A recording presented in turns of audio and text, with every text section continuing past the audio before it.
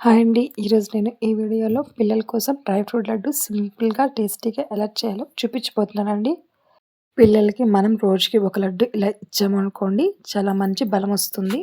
ఒక కడాయి పెట్టేసేసి, ఒక టేబుల్ స్పూను నెయ్యి వేసేసుకొని, ఒక కప్పు బాదం పప్పును వేసుకొని ఫ్రై చేసుకోండి. లో టు మీడియం ఫ్లేమ్ మధ్యలో మంట పెట్టేసుకొని ఫ్రై చేసేసుకోండి.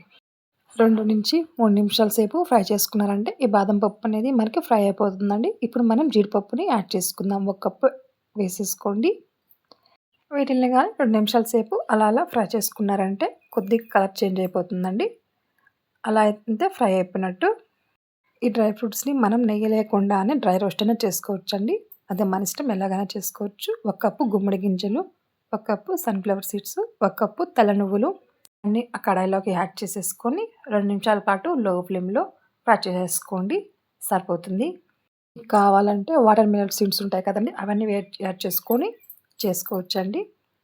మాత్రం ఈ డ్రై ఫ్రూట్స్‌తోనే చేస్తున్నాను. డ్రై ఫ్రూట్స్ అన్నీ చల్లారాక మిక్సీ జార్‌లోకి వేసేసుకొని అలా కచ్చా పచ్చాగా మిక్సీ పట్టేసుకొని ఒక కప్ కడాయిలో వేసేసుకోండి. ఇక మిశ్రమాన్ని ఉడిచ్చేసి ఆ కప్పుతోటి 2 కప్పుల బెల్లం వేసుకోండి. ఒక 5 యాలకులు కానీ మిక్సీ పట్టేసుకొని ఆ మిశ్రమాన్ని మొత్తం ఒకసారి ఆ కడాయిలోకి వేసుకొని బాగా కలిపేసేసేయండి. ఇప్పుడు కొంచెం తీసేసుకొని మనం ఉండ చేయడానికి ప్రయత్నించండి. చూడండి, నాకైతే సరిగా రాలేదండి, అలా విరిగిపోతుంది.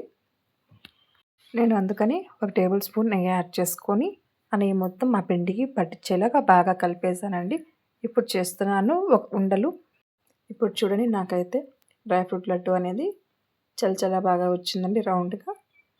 మిగతా అన్నిటిని కూడా అలా చేసేసుకొని అలా పెట్టేసుకోవడమే.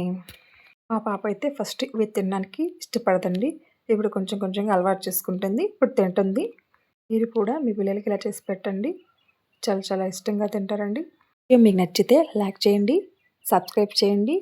Thanks for watching.